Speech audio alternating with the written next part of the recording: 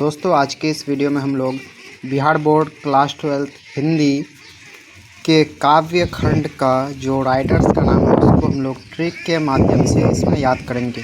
तो आपको याद करने में बिल्कुल भी किसी तरह की कोई भी परेशानी नहीं होगी।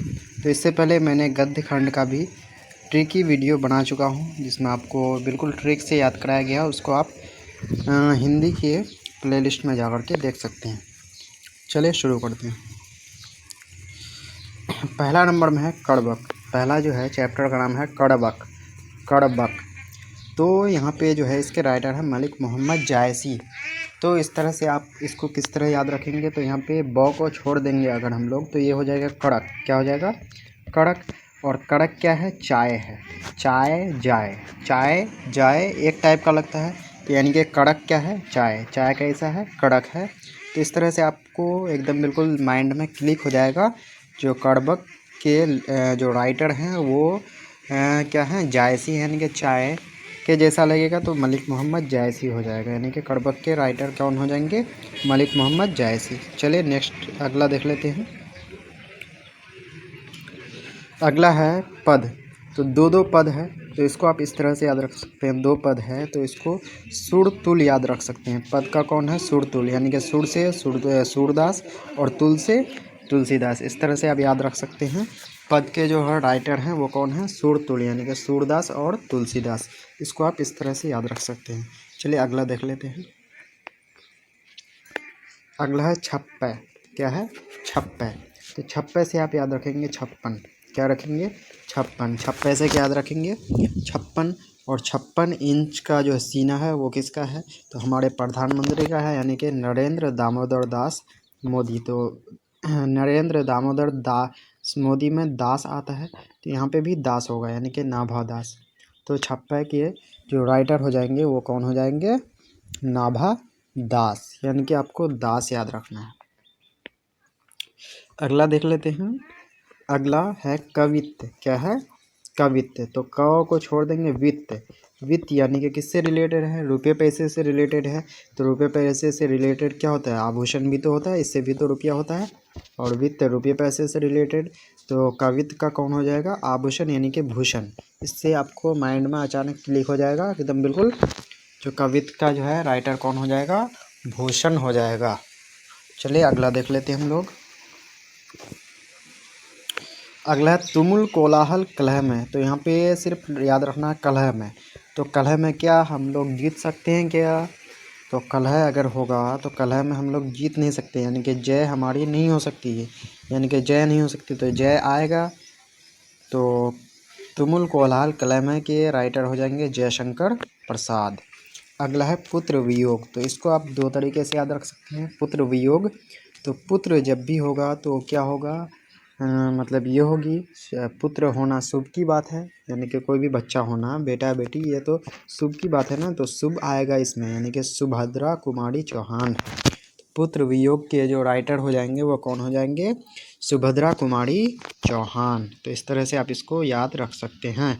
अभी हम लोग टेस्ट लगाएंगे तो आपको बिल्कुल पता चल जाएगा। जो आप बिल्कुल भी नहीं भूलेंगे, सही आंसर तक आप बिल्कुल पहुंच सकते हैं। अगला है उषा। क्या है? उषा। तो उषा से आप याद रखेंगे पीटी उषा। तो हम लोग जानते हैं पीटी उषा बहुत ही तेज़ दौड़ती थी। तो पीटी उषा, यानी कि उषा से क्या ध्यान रखेंगे? पीटी उषा। पीटी उषा बहुत एकदम बिल्कुल शेर के तरह दौड़ती थी। तो यानी कि उषा से ध्यान रख आ जाएगा पीटी उषा। पीटी उषा मतलब वो किसके तरह दौड़ती थी? बिल्कुल शेर के तरह दौड़ती थी। तो उषा से क्या हो जाएगा? शेर, यानी कि शमशेर बहादुर सिंह। शमशेर बहादुर सिंह। आगे है जन जन का चेहरा एक। जन जन का चेहरा एक, तो यानी कि जो आ रहा है जन, इसमें भी क्या आएगा? जन आएगा। तो जन जन का चेहरा एक, तो इसमें भी जन जन का चेहरा एक में इसमें भी तो जन आ रहा है ना। गजानन माधव मुक्तिबोध। गजानन माधव मुक्तिबोध। तो गजानन, तो यहाँ पे जान आ रहा है ना। जन जान एक टाइप का लगता है ना। तो जन जन का चेहरा एक का कौन हो जाएगा? गजानन माधव मुक्तिबोध। सिर्फ गजानन याद रखेंगे तो बिल्कुल राइट आंसर आपका हो जाएगा। जन जन का चेहरा एक का कौन हो जाएगा? गजानन। तो आप इस तरह से रिलेट कर सकते हैं। अगला है अधिनायक। तो अधिनायक में सिर्फ नायक ध्यान रखना है। नायक, जो भी नायक होगा वो क्या होगा? वीर होगा ना। जो भी नायक होगा वो क्या होगा? वीर होगा। क्या होगा? वीर। तो अधिनायक का कौन हो जाएगा? वीर, यानी कि रघुवीर सहाय। रघुवीर सहाय हो जाएगा अधिनायक का। आगे है प्यारे नन्हे बेटे को। तो नन्हे बेटे को हम लोग कहाँ पे रखेंगे? गोद में रखेंगे। जो भी नन्हा बेटा होगा, छोटा सा बेटा, उसको हम लोग कहाँ रखेंगे? गोद में रखेंगे। तो गोद के जैसा इसमें वर्ड आएगा। तो गोद नोद एक टाइप का लगता है। नन्हे बेटे को कहाँ पे रखेंगे? गोद में। और गोद नोद एक टाइप का लगता है ना, तो विनोद कुमार शुक्ल हो जाएगा। यानी कि प्यारे नन्हे बेटे को के राइटर कौन हो जाएंगे? विनोद कुमार शुक्ल। विनोद नोद गोद एक टाइप का लगता है। तो इस तरह से आपको ध्यान आ जाएगा। तो अगर ऐसे ही ट्री की वीडियोस पाना चाहते हैं तो आप हमको व्हाट्सअप कर सकते हैं, जो किस चीज़ पे आपको ट्री की वीडियोस चाहिए, मैं उसको बनाने की कोशिश ज़रूर करूँगा। चलिए आगे बढ़ जाते हैं हम लोग। आगे है हार जीत। क्या है? हार जीत। तो अगर हार होगी हमारी तो क्या होगा? हमको शोक नहीं होगा। हार होने पर शोक होता है ना, गम होता है ना। तो इस तरह से आप यह ध्यान रख सकते हैं, हार जीत में क्या होगा? शोक होगा। हार में शोक होगा तो अशोक वाजपेयी। हार जीत का कौन हो जाएगा? अशोक वाजपेयी। आपको बिल्कुल आसानी से आप जैसे ही ऑप्शन देखेंगे तो आपको माइंड में तुरंत क्लिक हो जाएगा। आगे है गाँव का घर। गाँव का घर। तो गाँव का घर, घर में कौन होंगे? पति होंगे। यानी कि गाँव का घर में कौन होंगे? पति होंगे। तो घर पति, यानी गाँव का घर का कौन हो जाएगा? ज्ञानेंद्र पति। तो यहाँ पे हम लोगों ने काव्य खंड का जो है राइटर्स का नाम हम लोग बिल्कुल ट्रिक से आसानी से याद कर चुके हैं। अब देख लेते हैं हम लोगों को कितना याद है। हम टेस्ट लगा करके देख लेते हैं, इससे आपको पता चल जाएगा आपको कितना याद हुआ है। तो टेस्ट हम लोग दे लेते हैं। पहला नंबर क्वेश्चन है कड़बक। कड़बक के रचनाकार हैं। तो हम लोग कैसे याद रखे थे? कड़बक में ब हटा दिए थे तो क्या बन गया था? कड़क। और कड़क क्या था? चाय। चाय क्या था? कड़क था। यानी कि चाय इसमें कहीं आ रहा है, इसमें भी नहीं आ रहा है, इसमें भी नहीं आ रहा है, लेकिन इसमें तो आ रहा है ना, चाय जाए। तो यानी कि राइट आंसर हो जाएगा मलिक मोहम्मद जायसी। चलिए अगला क्वेश्चन देख लेते हैं। अगला है उषा। उषा निम्न में किनकी कीर्ति है? उषा निम्न में किनकी कीर्ति है?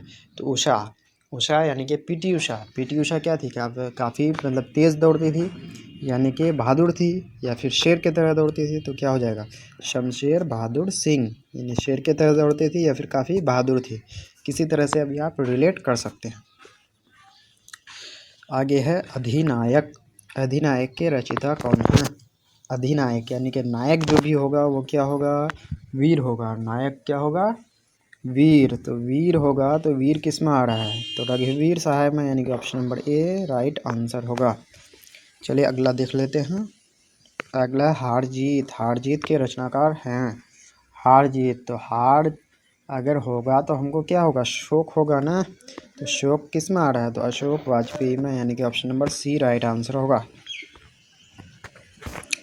अगला देख लेते हैं। अगला क्या है? अगला 5 नंबर में है निम्न में भूषण की रचना कौन सी है? निम्न में भूषण की रचना कौन सी है? कह रहा है निम्न में भूषण की रचना कौन सी है? भूषण की रचना, तो भूषण, भूषण यानी आभूषण। आभूषण किससे रिलेटेड है?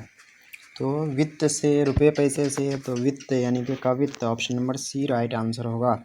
तो इस तरह से आपको इसको कोरिलेट कर सकते हैं। अगला देख लेते हैं। अगला है गांव का घर। गांव का घर के रचनाकार कौन है?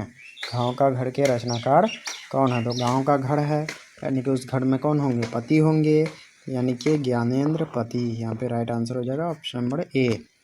तो यहाँ पे इस तरह से आप इसको याद रख सकते हैं। बिल्कुल आपको याद रखने में किसी भी तरह की कोई भी दिक्कत परेशानी नहीं होगी। तो इससे पहले काव्य खंड से पहले मैंने गद्य खंड का भी वीडियो बना चुका हूँ। इसके अलावा इंग्लिश का प्रोज और पोएट्री सेक्शन का भी ट्रिक का वीडियो बना चुका हूँ। उसको आप प्लेलिस्ट में जा कर के देख सकते हैं। हिंदी का प्लेलिस्ट में हिंदी का गद्य खंड देख सकते हैं, और इंग्लिश के इसमें प्रोज और पोएट्री के ट्री की वीडियोस को देख सकते हैं, जिससे आपको इससे तो 7 से 8 नंबर आपको बिल्कुल पक्का हो जाएगा याद। काव्य खंड और गद्य खंड से मिलाकर के 7 से 8 नंबर का क्वेश्चन पूछा जाएगा, और उससे 5 से 6 नंबर का क्वेश्चन पूछा जाएगा आपके इससे। मतलब वो इंग्लिश के पोएट्री और प्रोज से मिला करके। तो आप बिल्कुल इसको इस तरह से याद रख सकते हैं। चलिए, अगर वीडियो अच्छा लगे तो वीडियो को लाइक करके अपने दोस्तों के साथ शेयर कर दीजिएगा, और चैनल पर नए हैं तो चैनल को सब्सक्राइब करके बेल आइकन को प्रेस कर दीजिएगा। चलिए, मिलते हैं नेक्स्ट वीडियो में। जय हिंद, जय भारत।